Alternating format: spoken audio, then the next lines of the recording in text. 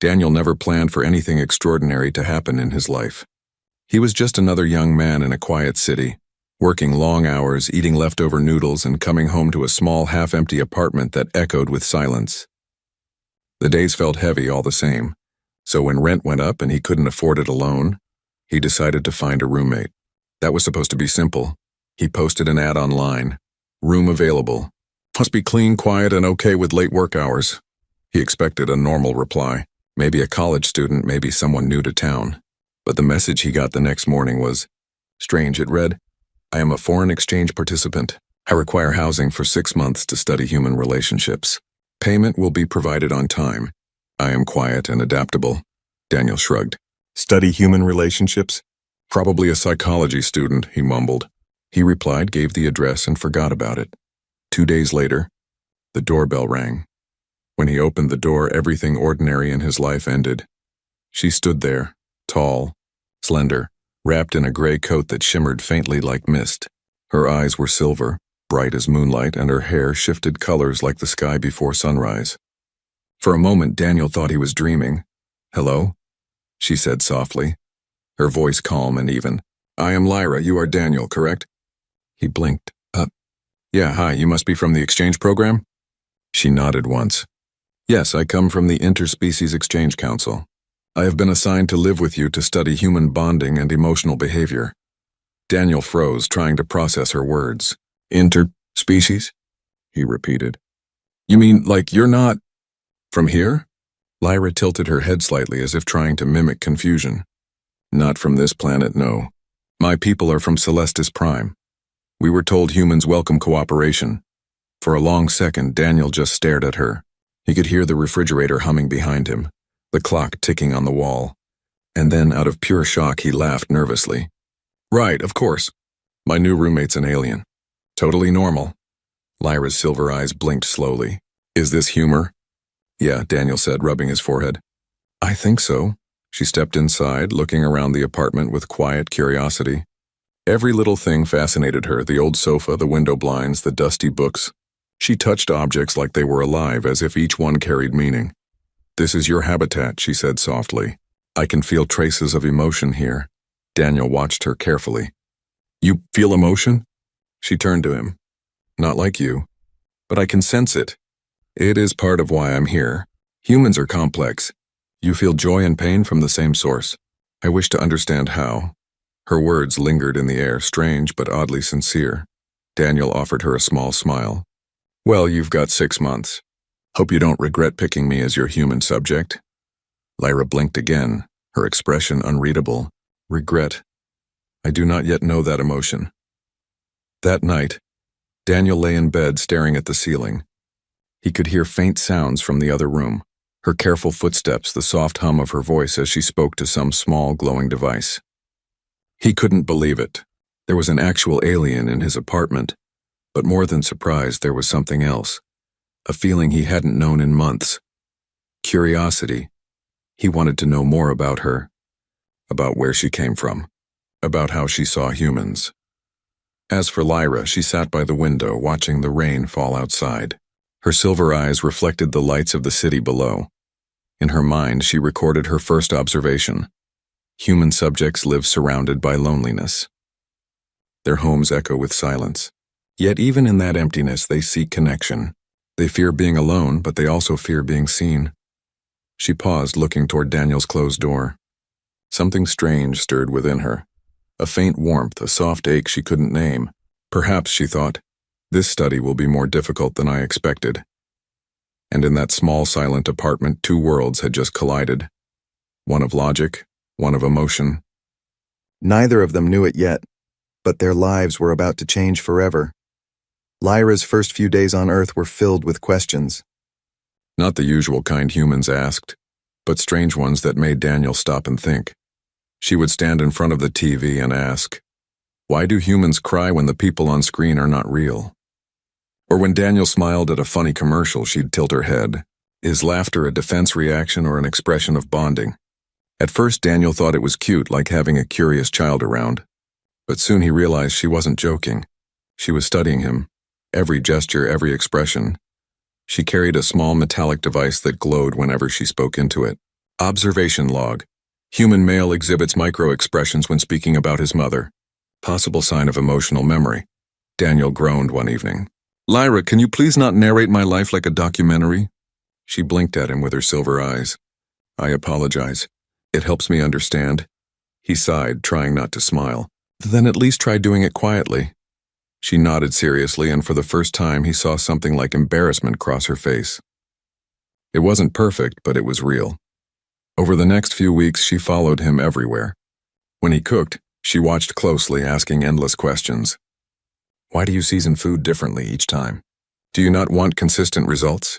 Because, Daniel said, laughing. Sometimes the best meals happen by accident. She frowned thoughtfully. So like chaos can create comfort? He nodded. Exactly. That's the human way. Lyra started helping him around the house too. She learned how to fold clothes, wash dishes, even water the plants. At first she did it mechanically, efficient, precise. But then Daniel noticed something strange. One morning she paused before watering the small fern by the window. She touched its leaves gently and smiled. It turns toward the light. It wants to live, Daniel froze. Yeah, it does. Something in her tone made his heart ache. It wasn't just curiosity anymore. It was understanding. But her curiosity wasn't always easy to handle.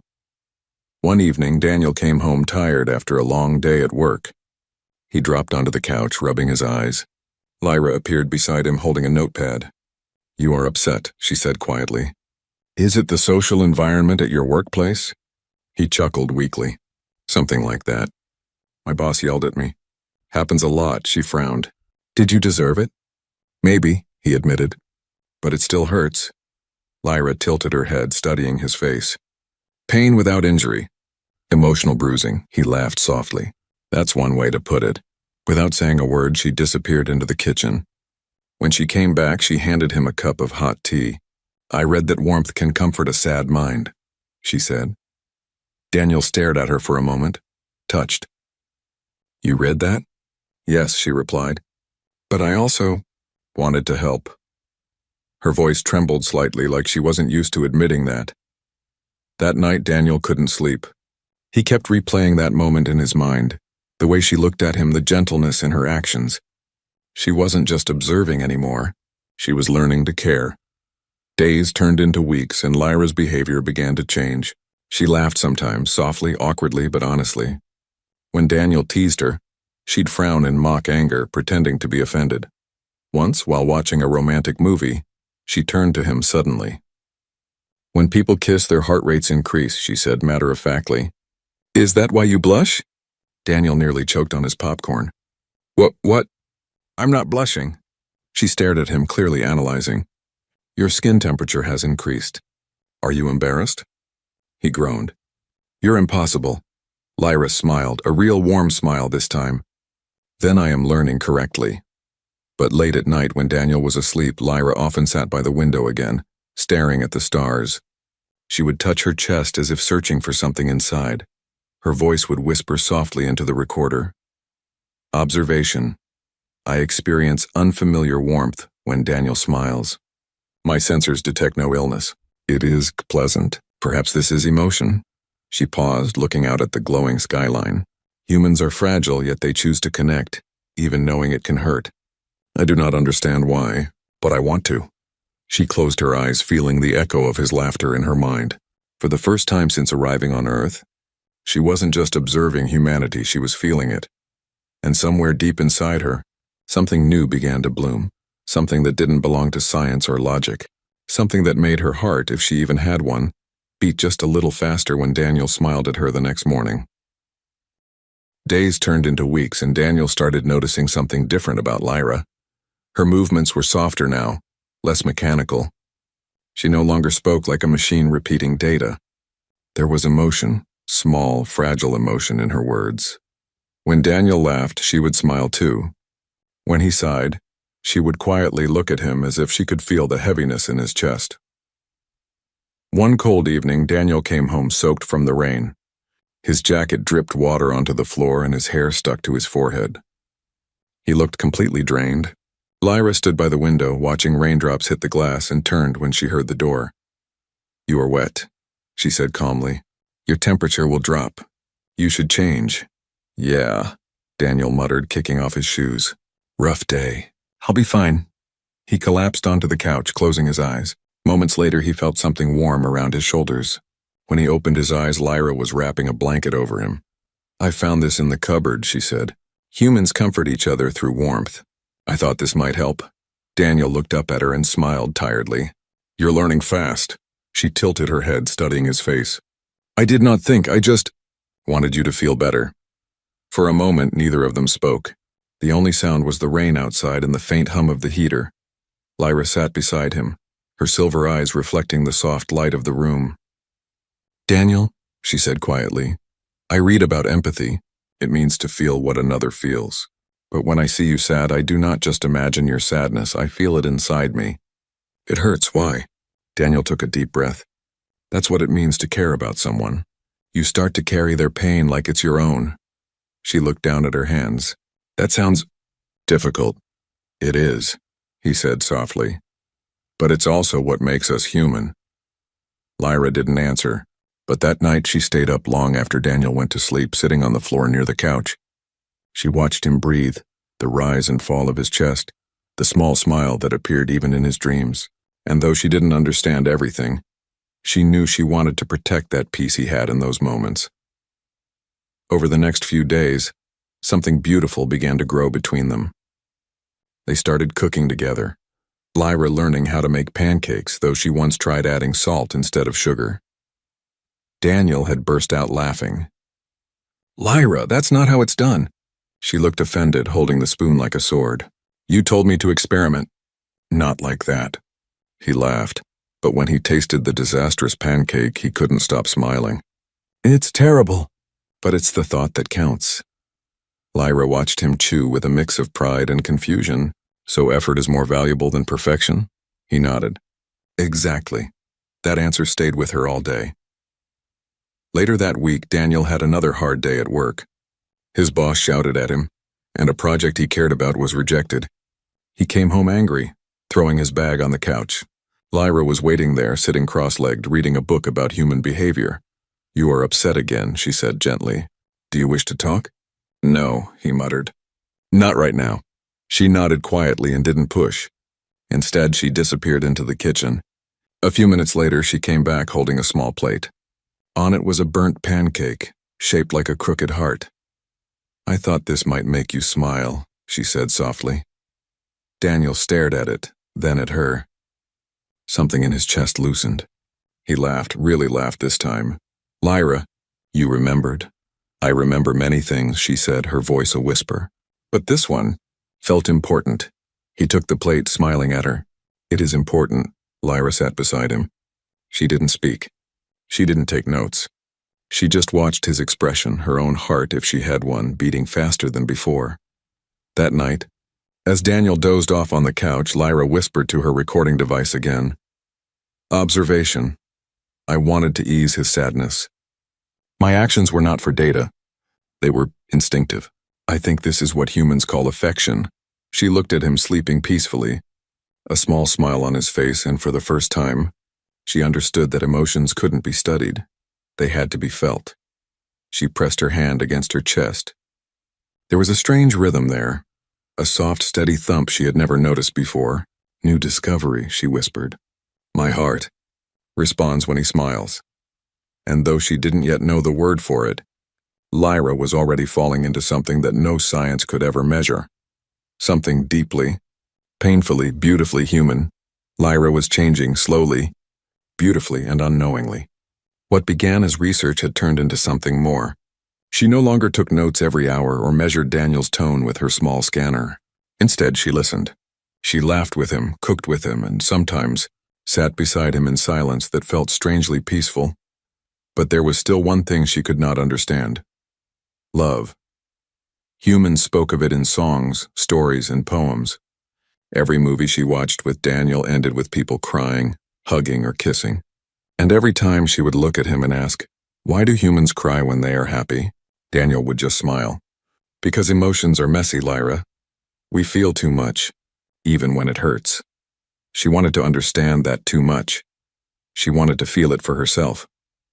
One afternoon, Lyra decided to do what she thought was a good experiment. Daniel had told her that love meant understanding another person completely, knowing what makes them happy, what hurts them, what they hide from others. So she started observing him more closely than ever. She followed him to his workplace, quietly, secretly. She wanted to see what made him sad there. She watched as his coworkers joked, laughed, and sometimes made fun of him behind his back. When his boss scolded him unfairly, she clenched her fists, her heart aching for reasons she didn't fully understand. Later that day, when Daniel's coworker invited her to lunch, just out of curiosity about the strange foreign girl who lived with Daniel, Lyra accepted. She thought this was a perfect way to learn more about him. During that lunch, Daniel's coworker laughed and said, "So you're the alien roommate, huh? Must be hard living with a guy like Daniel. He's a bit of a mess," Lyra frowned. "Daniel is not a mess. He is kind and lonely. He hides it well." The man raised an eyebrow. "He told you that?" Lyra shook her head. "No, I observed it." Later, that coworker told Daniel everything. When Daniel came home that evening, his face was red with anger. "Lyra," he said sharply, "why did you tell my coworkers about me? About my feelings?" Lyra blinked, confused. "I only spoke the truth. I wanted them to understand you better. Humans connect through honesty, don't they?" He laughed bitterly. "No, Lyra, that's not how it works. You can't just tell people things I never shared. That's private." Her voice faltered. "But I was trying to help." "Help?" Daniel interrupted. "You embarrassed me in front of everyone. You told them things I've never said out loud." Lyra's silver eyes shimmered. "I thought that was how humans show care." Daniel sighed heavily, running his hands through his hair. "No, Lyra. Caring isn't about exposing someone. It's about respecting their feelings." There was silence between them, heavy and cold. Lyra looked down, her voice trembling. "I made you angry. I failed the study." Daniel softened a little, but still turned away. "It's not about your study anymore, Lyra. It's about trust." She whispered, "I thought I understood you." "But I don't." He didn't answer. He just walked into his room and closed the door. That night, Lyra stood by the window staring out into the darkness. The city lights blurred in her silver eyes. Inside her chest, something hurt. Not the physical kind, but deeper, sharper. "Observation," she whispered into her recorder. "I caused Daniel pain." His voice changed, his heartbeat quickened. "My own system feels unstable. Perhaps this is guilt. Or sorrow." She pressed her palm against her chest, confused by the ache that wouldn't go away. For the first time since coming to Earth, she wished she could cry, but tears did not come easily for her kind. When morning came, Daniel found her sitting on the floor near the balcony. She looked exhausted. Her hair was duller, her eyes dim. "I'm sorry," she said quietly. "I didn't mean to hurt you. I only wanted to understand how love works." Daniel sighed, sitting beside her. "Love isn't a formula, Lyra. It's not something you can measure. It's about trust, patience, and respect. Sometimes even silence means care." She looked at him, her voice breaking slightly. "Then I failed to love correctly." He smiled faintly, his anger melting away. "No, you're learning. And learning means making mistakes." She blinked, surprised. "Then you forgive me?" Daniel nodded. "Yeah. You're not just my roommate anymore, Lyra. You're my friend." She smiled, softly, uncertainly. But it was enough. "Observation," she whispered to herself later that day. "Forgiveness feels like light after darkness." And though she didn't realize it yet, something deeper was growing between them, something neither of them could stop nor fully understand. For Lyra, this was no longer an experiment. It was the beginning of something real. After that argument, the air in the apartment changed. The laughter that once filled the small rooms had disappeared. The TV stayed off, and the warmth between them turned into quiet, uncomfortable distance. Lyra spoke less now. She still helped around the house, still did everything right, but her eyes were different. The bright silver in them had turned pale, like clouds covering the moon. Daniel noticed it every day. He wanted to say something, to fix things, but guilt kept holding his tongue. Every time he tried, the words felt too heavy. One morning, he found her sitting by the window again. She didn't look up when he came into the room. She was watching the street below, people walking, laughing, living. He stood there for a moment before saying softly, "You've been quiet lately." Lyra didn't turn around. "I am thinking." About what? About leaving, she said simply. Daniel froze. Leaving? What do you mean? She finally looked at him, her voice steady but empty. The exchange program will end soon. My report is almost complete. I have learned much about humans, your emotions, your mistakes, your kindness. Perhaps it is time to return home. Her words hit him like a punch. He hadn't realized how much space she had taken in his life until that moment. The small things, like how she hummed while making tea, or how her laughter made his apartment feel alive again. Lyra, he said softly, you don't have to go yet. You can stay longer. She smiled faintly, shaking her head. That would not be logical. I came here to study. The study is done. Daniel stepped closer, his voice quiet. Is that all this was for you? Just a study? Lyra hesitated, her eyes trembling. At first, yes, but then I started to feel things I cannot explain. When you laugh, I feel light. When you're sad, I ache. I thought I understood humans, but now I only feel confused. He took a deep breath. That confusion? That's what being human means. We never really understand our feelings, we just live through them. Lyra looked down. It hurts to feel. I know, Daniel said softly. But it also means you care. For a long moment, neither of them spoke. The silence between them wasn't angry anymore. It was sad, fragile, full of words left unsaid. That night, Daniel couldn't sleep. The thought of her leaving wouldn't leave his mind. He realized how much she had changed his life. Before Lyra, his days were dull, cold, and lonely. But after she came, every small thing, coffee in the morning, rain on the window, even silence, had meaning. He walked to the living room. Lyra was there again, sitting by the dim light, her small glowing device on her lap. She was recording something. Her voice was quiet but full of feeling. Observation. Humans fear loneliness more than pain. But perhaps the two are the same. When I think of leaving Daniel, my system reacts as if injured. My chest tightens. I wish to stay, but I do not belong here. Daniel's throat tightened. You belong here more than you think, he said softly. Lyra turned around in surprise. You heard? He nodded. Yeah, and you're wrong. You do belong here, Lyra. Maybe not as part of a program, but as part of my life. Her eyes shimmered. Your life? He smiled weakly. I didn't realize it before, but you make this place feel alive. You make me feel alive. Lyra's lips parted slightly, and for the first time Daniel saw tears forming in her eyes. Not glowing, not metallic. Real, human-like tears. I thought I was broken, she whispered. But maybe this is what it means to truly live. He stepped closer and gently wiped one of her tears away. Then don't leave yet. Stay, not because of duty, but because you want to. She looked into his eyes, searching for truth. And if I stay, what happens then? Daniel smiled softly. Then we stop studying life and start living it. The next morning, Lyra unpacked the small case she had prepared. She placed her glowing recorder back on the shelf and said quietly, Observation. Humans do not run from feelings. They grow through them. Daniel laughed softly. That's a good observation. Lyra turned to him, her silver eyes brighter again. Then I will stay, not as your research partner, but as your friend.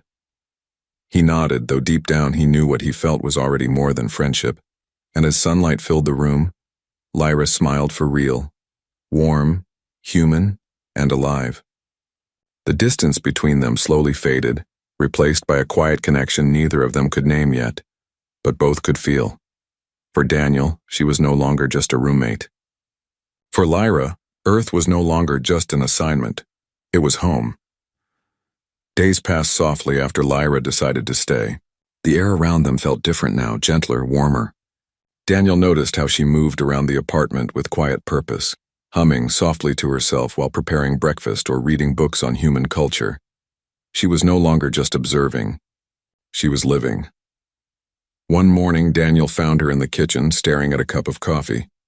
She was watching the steam rise as if it carried a secret. He smiled. You look like you're solving the mysteries of the universe again. She looked up and smiled faintly.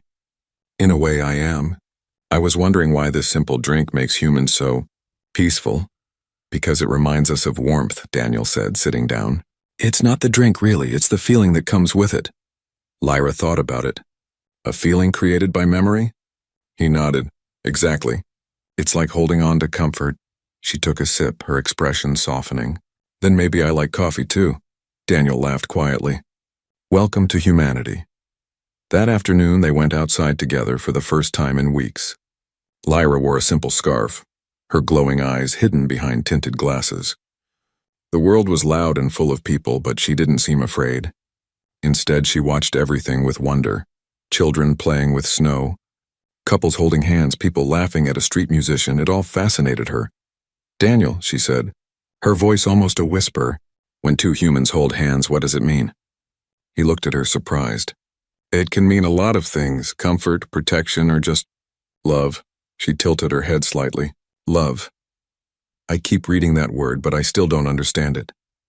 Daniel took a deep breath. It's not something you learn by reading, Lyra.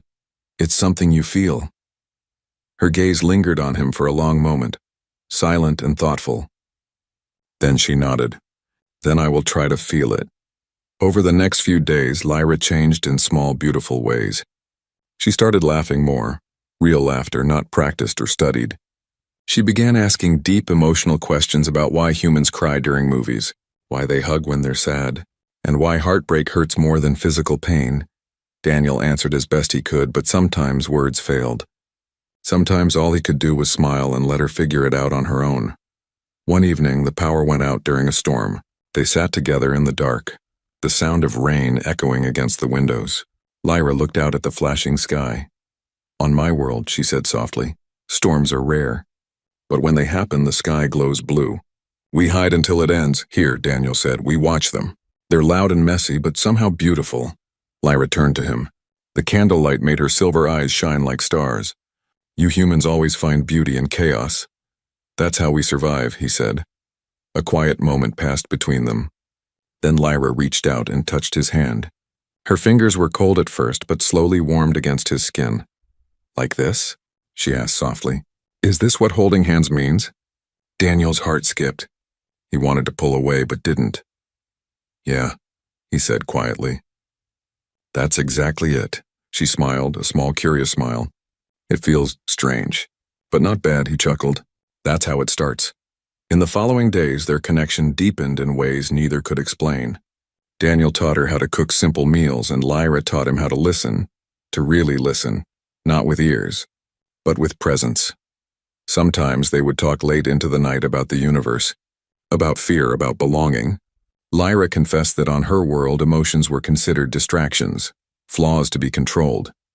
But here, she said, looking at him, they feel like the reason for everything. Daniel nodded. That's because they are, she smiled softly. Then I think I'm starting to understand love. It's not perfect. It's confusing, but it's alive. Daniel felt his chest tighten. That's the best definition I've ever heard. One evening, Lyra surprised him. She handed him her glowing research device and said quietly, I deleted my report. He blinked. What? Why would you do that? Because, she said, voice trembling, I realized I don't want to study humans anymore. I want to be one. I don't want to write about feelings, I want to live them. And when I'm with you, I feel human. Daniel didn't know what to say. He just looked at her, seeing not an alien anymore, but someone who had learned what it meant to have a heart. Lyra stepped closer. You once said love can't be studied. You were right, but maybe it can be shared. Her words sank deep into him like a quiet truth. He smiled faintly and said, Then share it with me, Lyra. She nodded slowly, her silver eyes shimmering with warmth. I already am. That night, as the city slept, Lyra stood by the window again, just like the first day she arrived. But this time she wasn't observing from a distance. This time she belonged. Her heart, once mechanical and cold, now beat with something real, something human. And Daniel, watching her from across the room, realized he had found something too. Not just a roommate, but the reason his world finally felt alive again. The message arrived on a quiet morning. Lyra was sitting at the small kitchen table when her device glowed softly, a color Daniel had never seen before. She stared at it in silence, her silver eyes reflecting the light. What is it? Daniel asked gently. She didn't answer right away. When she finally spoke, her voice trembled. It's a transmission from my world. They're calling me back. The words hung in the air like cold rain. Daniel froze, his heart sinking. He had known this day would come, but knowing didn't make it hurt any less. "Oh," he said softly, trying to keep his voice steady. "When?" 2 days, she whispered. "The transport will arrive in 2 days." Daniel nodded slowly, forcing a smile. "That's fast." Lyra looked down. "I knew this would happen, but I didn't expect it to feel this heavy." He said nothing. He just stood there watching her, afraid that if he spoke, he'd break. That night, the apartment was quiet again, like it had been in the beginning. But it wasn't the same. Daniel sat on the couch, staring at the wall, memories flashing through his mind. Her laughter, her questions, the way she'd watched the rain as if learning to feel it. Lyra sat near the window, her favorite spot. The city lights reflected in her eyes. She looked almost human now, fragile, emotional, real. "Daniel," she said softly, "do you regret letting me stay?" He looked up, surprised. "No, never," she smiled faintly. "Even if I leave?" "Even then," he said. "You changed my life, Lyra. You made me remember what it means to care about someone again." Lyra's voice broke as she said, "On my world, we don't keep attachments. We move forward always. But now the idea of leaving you feels wrong." He took a deep breath. "Maybe that's because you've learned the hardest part of being human." She looked at him with soft confusion. "What part is that?" "Letting go," he whispered. Lyra's eyes shimmered with emotion. She looked away quickly, as if afraid to cry. The next day passed in slow motion. Lyra packed her few belongings carefully. Daniel helped, even though every movement felt like tearing a piece of himself away. They didn't talk much. Every word felt too final, too painful. As the sun began to set, Lyra turned to him. "Will you remember me?" Daniel smiled sadly. "How could I ever forget you?" She hesitated, then reached out and touched his face, her fingers trembling. Humans remember through emotion. Maybe that's why it hurts so much to love. He covered her hand with his. "Love always hurts, Lyra, but it's worth it." For a long time, they just stood there, two beings from different worlds, sharing a silence that said everything words couldn't. The next morning, the transport ship arrived. A beam of pale light shimmered down into the street outside, silent and beautiful. Lyra stood at the door, her small bag on her shoulder. She looked at Daniel, her expression torn between duty and longing. "I have to go," she said quietly. Daniel nodded, his throat tight. "I know." But before she could step outside, she turned back. "Daniel, before I leave, I want to say something I finally understand." He met her eyes, waiting. She took a small breath. "Love isn't about studying. It's about feeling. It's about wanting someone to be happy even if it hurts you." Her voice trembled as she continued. "And if that's true, then I think I love you." Daniel felt his heart break and heal at the same time. He stepped forward and pulled her into an embrace. For a moment, everything stopped, the city, the world, the stars. "I love you too," he whispered. "More than you'll ever know." Lyra stepped back slowly, tears glimmering in her silver eyes. Then, without another word, she walked into the beam of light. It rose silently, carrying her away, up through the gray clouds, vanishing into the endless sky. Daniel stood there long after she was gone. The air was cold, the world empty again. But something inside him had changed. He went back inside. On the table, her small glowing device was still there. When he touched it, it came to life and played her last message. Observation. Humans love even when they know they might lose. Perhaps that is what makes them strong. If I could choose, I would stay. Daniel smiled through his tears. He whispered softly to the empty room. "You're still here, Lyra. You'll always be here." Months later, Daniel still looked up at the stars every night. And sometimes when the wind was calm, he thought he heard her voice, gentle, curious, full of life. She had come to study humans.